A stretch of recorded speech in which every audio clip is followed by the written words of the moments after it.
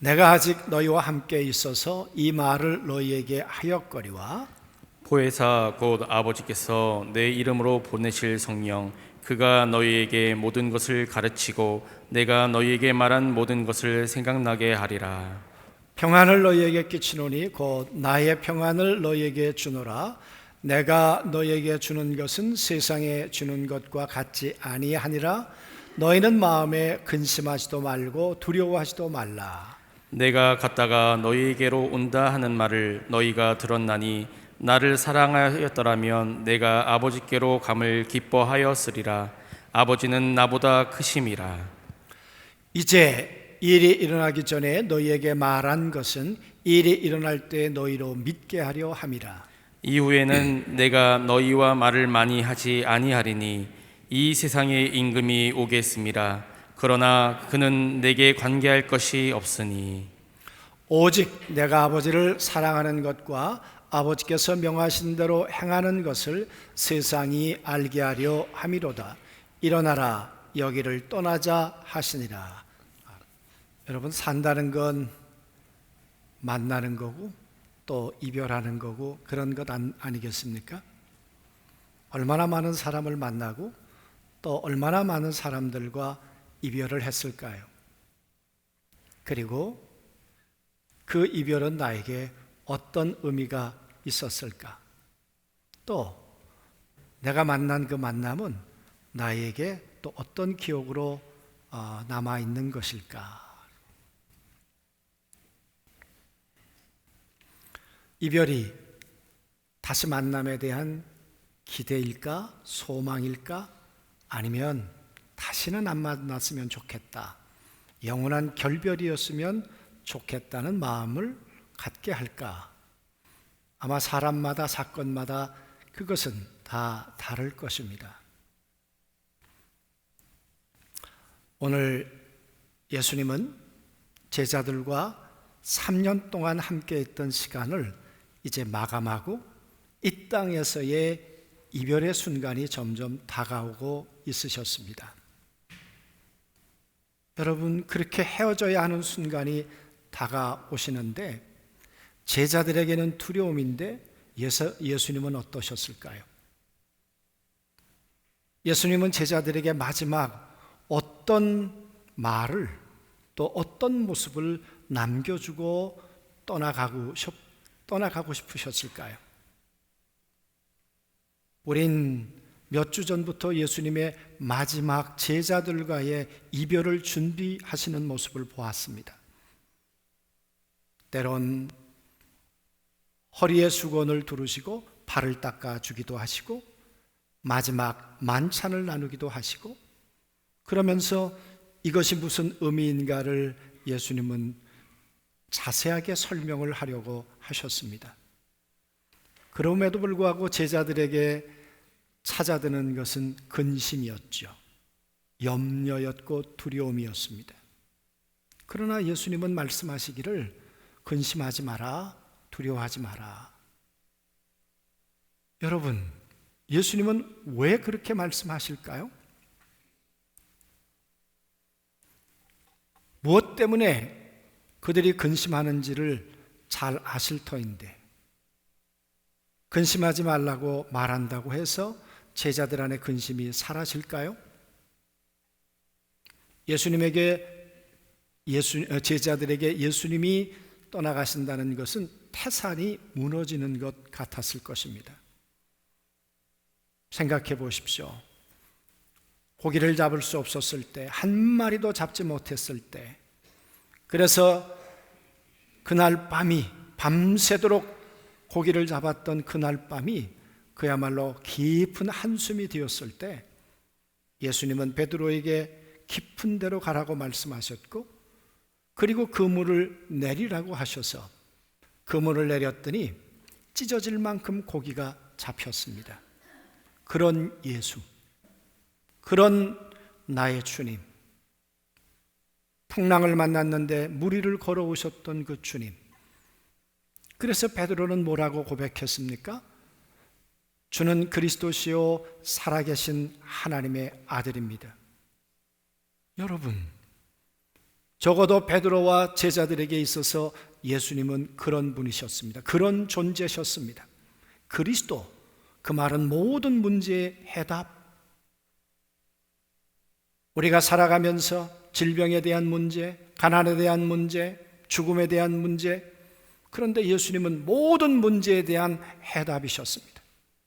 죽은 나사로를 소생케 하셨고, 병든 38년 된 병자를 고쳐주셨고, 디베랴 광야에서 먹을 것이 없을 때 12광주리가 남게 하셨고, 모든 문제에 대한 해답, 그분이 떠나가신다는 것은 절망을 의미하죠. 그런데 오늘 예수님께서 제자들에게 내가 떠나가는 것을 너희가 기뻐해야 한다. 예수님이 부담스러운 존재셨습니까? 빨리 이별을 하고 그리고 돌아서야 하는 존재이셨는가? 그 말이에요. 제자들에게 예수님은 결코 그런 존재가 아니셨죠. 예수님 없이는 살 수 없는 그런 제자들이었습니다. 그런 제자들을 향해서 나는 떠나가야 돼.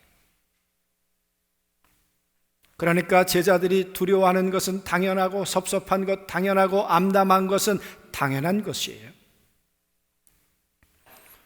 여러분, 이런 제자들을 앞에 놓고 예수님이 말씀을 하시는 것입니다.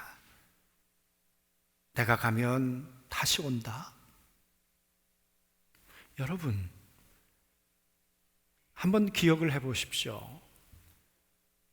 베드로가 주는 그리스도시요 살아계신 하나님의 아들입니다라고 고백했을 때 예수님이 이렇게 말씀하셨습니다. 내가 비로소 너희에게 이야기를 하는데 내가 예루살렘에 올라가서 죽을 거야.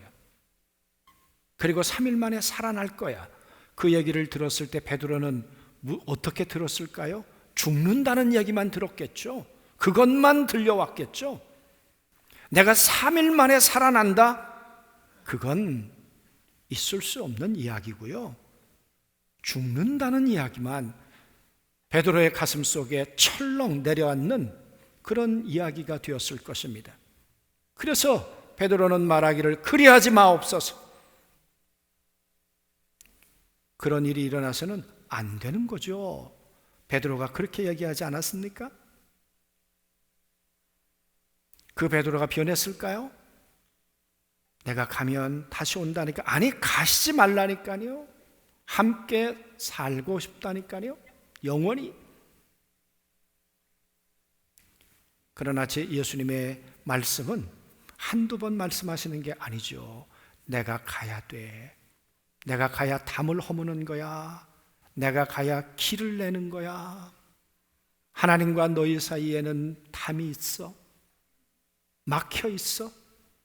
이걸 누군가가 허물어뜨려야 하늘로부터 오는 은혜가 임할 뿐만 아니라 하늘로 가는 길이 열리는 거야.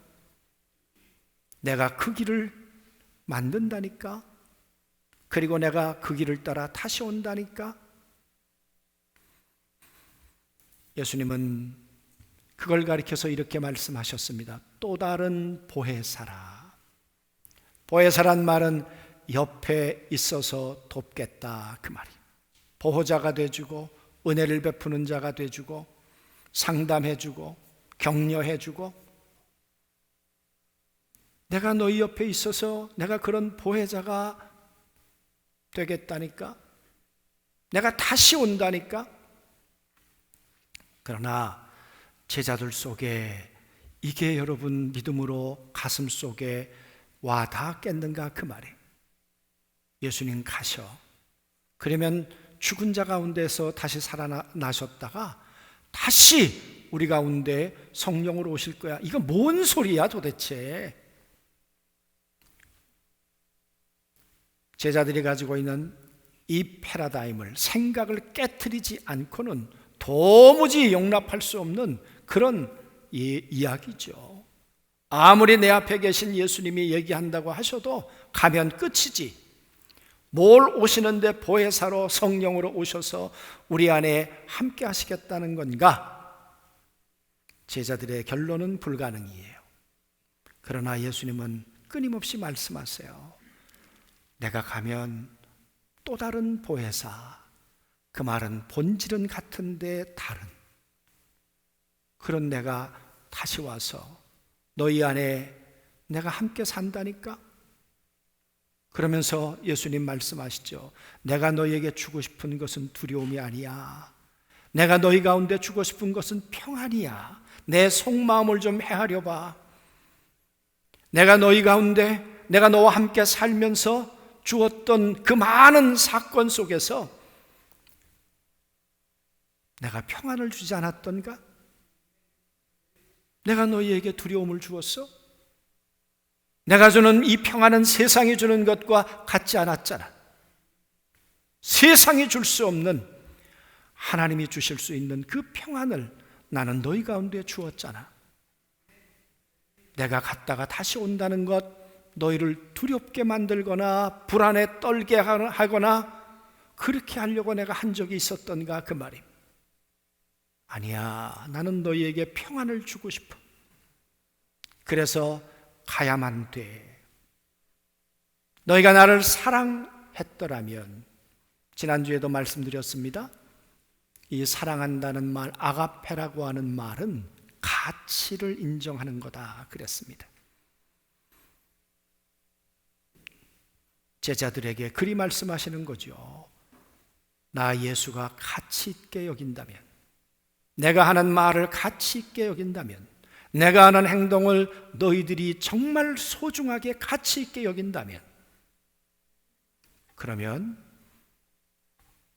내가 간다는 말을 너희들은 기쁘게 여겼을 거야. 왜? 예수님이 3년 동안 제자들과 함께 사셨지만 한 번도 제자들을 실망시키신 적이 없으시고 실언한 적이 없으시고 그런 분이셨잖아요. 태초에 말씀이 계시니라. 그 말씀은 무에서 유를 창조하셨고 슬픔에서 기쁨을 창조하셨고 약함에서 강함을 창조하셨던 바로 그 예수님의 말씀이셨어요. 오늘도 그 말씀이신 예수님께서 내가 갔다가 다시 온다는 것 빈말이 아니거든. 그러니까 내가 가는 길을 너희가 기뻐해야 돼. 기뻐해야 돼. 잠깐 헤어지는 거야. 갔다가 다시 오면 내가 너희들 안에 내가 온다니까.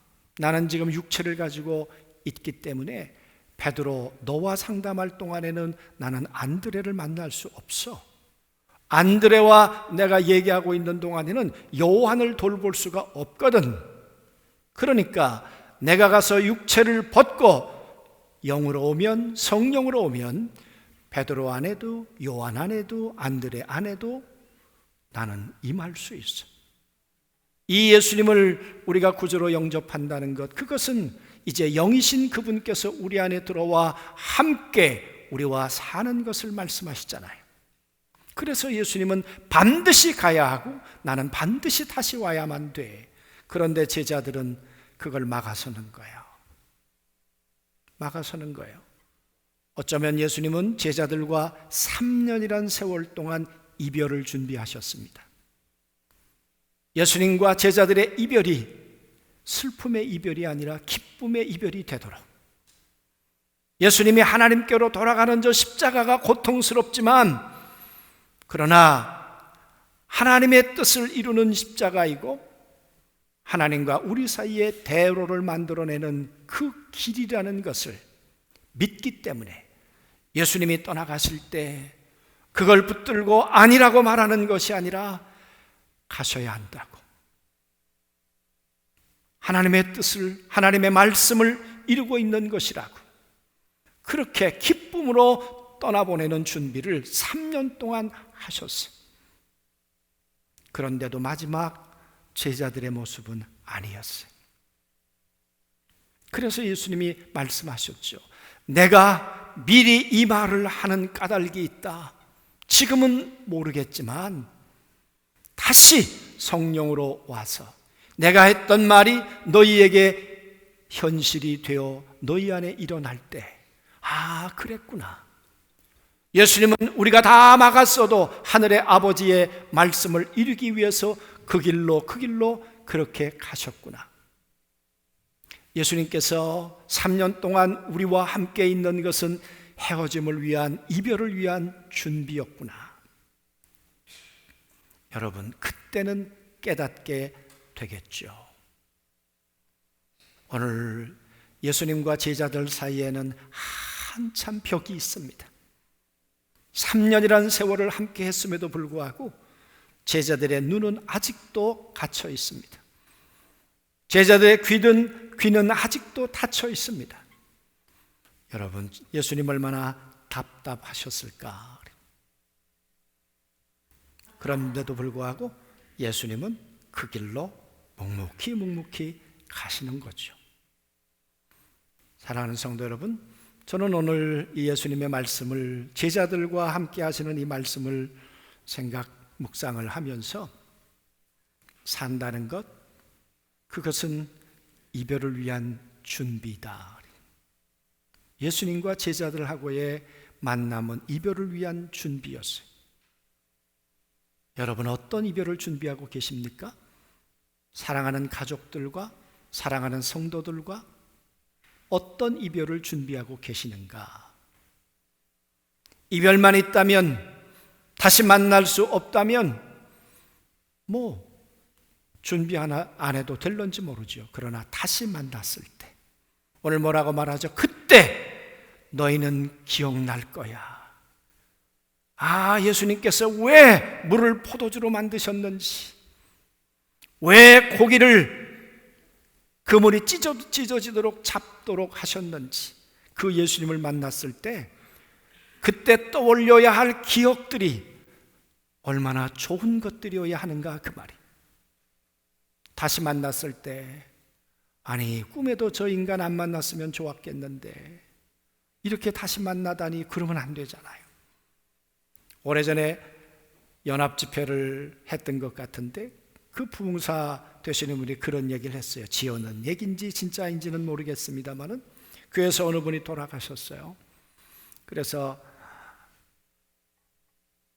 슬퍼하지 마시라고, 천국 가면 만날 거라고 그랬더니 그 사람 천국 가면 또 만나느냐고, 그 사람 있는 천국 나 안 가고 싶다고. 지어내는 얘기였겠죠. 여러분, 우리는 어쩌면 슬픈 이별을 만들어요. 고통스러운 이별을 만들어요. 그러나 오늘 예수님과 제자들의 이별은 그렇지 않으셨어요. 기쁜 이별, 소망이 있는 이별, 그런 이별을 준비하도록 예수님은 제자들과 시간을 보내셨어요.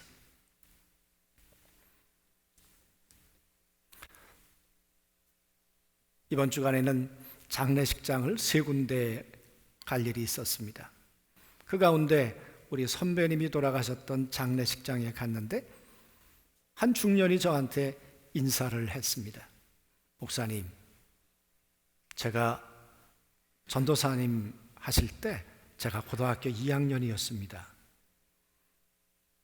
누구와 제 친구고 동기입니다.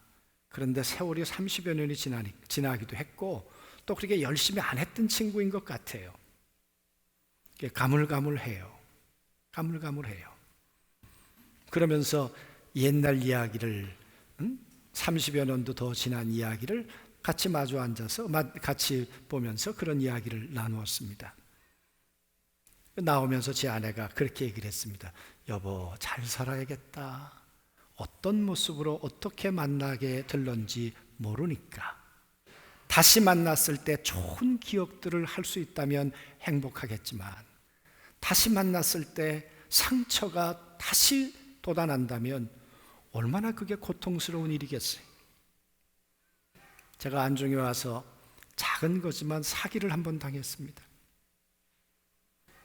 연립주택을 전세로 들어가려고 했는데 그걸 굳이 그 집주인이 사라고 그래서 그냥 샀어요. 이렇게 싸게 주고 그런다고 그래서. 물론 제 개인 집은 아니고 교회에서, 대강교회에서 마련한 사택인데 나중에 보니까 다 거짓말이잖아요. 예. 그래서 이제 연락도 하고 만나서 뭐 이야기도 했는데 말은 해준다고 그러고 한 번도 안 해주세요. 그 후에도 몇 번 만났어요. 우연히 만났어요. 예. 여러분 다시 만났는데 유쾌했겠습니까? 물론 내 잘못이다라고 생각하고 그냥 다 지나가 버리긴 했지만 그 만남이 결코 유쾌하지 않아요. 유쾌하지 않아요. 그러나 예수님은 내가 다시 오면 너희 안에 이 모든 것들이 기억나게 하겠다라는 그 기억이 불쾌한 기억일까요? 아니면 유쾌한 기억일까요? 감사한 기억일까요? 잊고 싶은 기억일까요?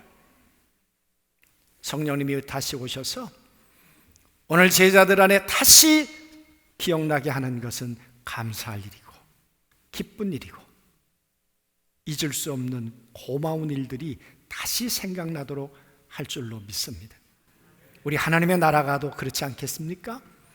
하나님의 나라 가서 예수님을 만날 때, 하나님의 나라에 가서 하나님을 만날 때, 그때 제가 깨닫지 못했는데 주님은 그때도 저를 향해 참으셨습니다.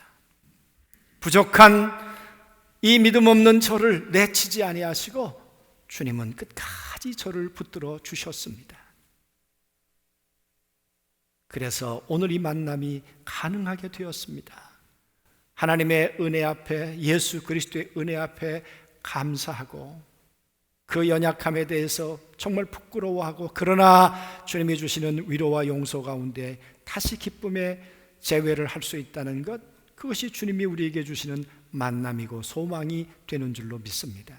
오늘 예수님 제자들 그렇게 몰라주고 알아주지 못하는데도 불구하고 내가 아버지의 말씀을 따라 가고 있는 거야, 그 길을 향해 지금 쪼복쪼복 가고 계시는 거죠. 여러분, 우리는 이미 성취된 이 말씀이 이루어진 세상 속에 살고 있습니다. 오순절에 성령으로 오셨던 이 제자들 가운데 오셨던 성령님이 우리가 예수님을 영접할 때 우리 안에 와 계시고 그 성령님이 우리와 함께 살아주시는 삶을 살고 있습니다. 우리 가운데 함께 사시는 그 성령님은 우리를 무엇으로 준비해 가시는가? 우리의 이별, 우리 아름다운 이별, 이 땅에서 만나는 사람들과 좋은 기억을 남기도록 그렇게 준비해 가시도록 우리를 인도해 주실 줄로 믿습니다. 오늘 장로님이 광고를 하셨는데 떡을 제가 대접하겠다고 했습니다. 선물로 뭐 작은 거예요. 우리 목요일마다 우리 한 60명 정도가 줌으로 우리 목사님들 또 후배들과 함께 장제일 박사님을 모시고 공부를 하고 있습니다. 이번 주는 레위기를 공부하고 있는데 그 주제가 뭐냐 그러면 감사 제물을 하나님 앞에 드리는 것이 이번 주의 공부의 내용이었습니다. 그러면서 감사한 내용이 있을 때 구약 레위기 하나님은 어떻게 이 하나님의 백성들에게 가르쳤는가?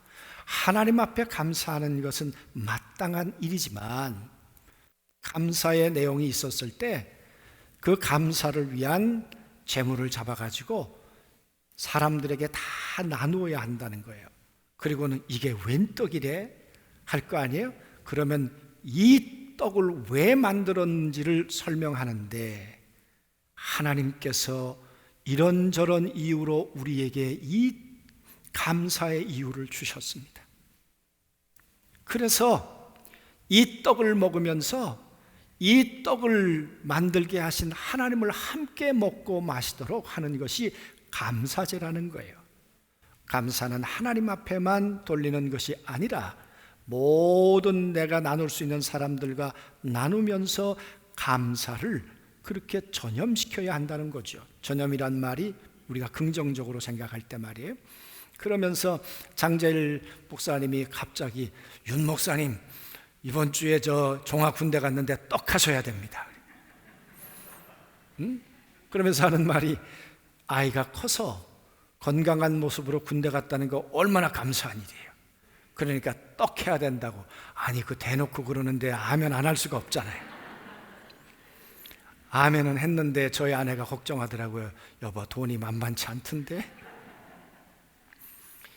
예, 그 돈 좀 든 겁니다. 예, 500개 맞췄습니다. 그러니까 맛있게 드시면서 숙제가 있습니다. 그 떡을 드신 분이 이렇게 글을 보내왔어요. 건강하게 입대하게 하시고 하나님의 은혜 가운데 가족과 화목하게 보내게 하심을 감사합니다. 저희가 한 게 아니라 떡을 드신 분이 쓰신 거예요. 저에게도 그 하나님의 은혜가 임하여 있는 자리를 건강함으로 지키게 하실 하나님을 찬양합니다. 아멘. 그래서 떡을 드실 때 저희 가정과 아이에게 주었던 그 하나님이 함께 여러분 한 분 한 분에게 함께 계셔야 그게 떡 드시는 이유가 된다, 그 말이에요. 정말 감사했습니다. 감사한 이유는 이 녀석이 대학을 들어가고 나더니 그때 사춘기가 왔는지 하여튼 독립을 선언했습니다. 예. 그래서 엄마 아빠를 떠나서 1년 넘게 그런 시간을 보내다가 군대 가기 한 달여 전에 돌아왔습니다. 돌아와서 정말 지나고 보니까 이별을 하나님이 준비시키신 것 같아요. 매일 저녁 한 30분 내지 1시간 동안 헌신의 시간을 그걸 보면서 같이 이야기하고 기도하고 그러면서 그 한 달여 동안에 많은 이야기를 나누었습니다. 또 함께 여행하는 시간도 함께 가졌고, 그래서 하나님이 이 아이하고의 이별을 하나님이 준비시키셨구나. 그리고 마지막 그 아이를 이제 입영을 시키려고 하는데 머리를 박박 깎은 머리를 내밀면서 아빠 기도해 주세요. 그 사람 많은 가운데 그 아이에게 머리에 손을 얹고 기도하고, 그리고는 이제 아이는 군대에 이제 들어갔습니다. 돌아 나오면서 제 아내가 이렇게 얘기했습니다. 여보, 우리가 믿음이 있다는 게 너무 감사해요. 나는 갈 수 없지만 하나님은 저희와 함께 하시잖아요. 너무 감사해요. 그래서 감사해서 떡을 드리는 거예요. 그 하나님과 함께 이별을 준비하시고 만남이 부담이 아니라 만남이 축복이 되는 그런 복된 삶을 한 주간 우리 모두가 살아가실 수 있게 되길 주의 이름으로 축원합니다.